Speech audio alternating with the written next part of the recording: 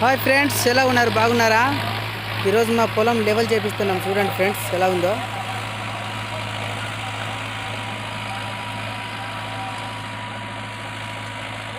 Tractor తోటి level చేపిస్తున్నాం friends.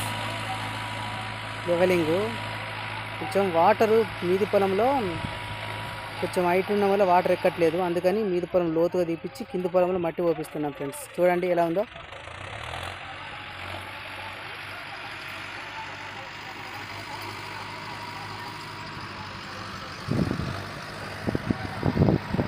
అక్కడ బావి ఉన్నది ఫ్రెండ్స్.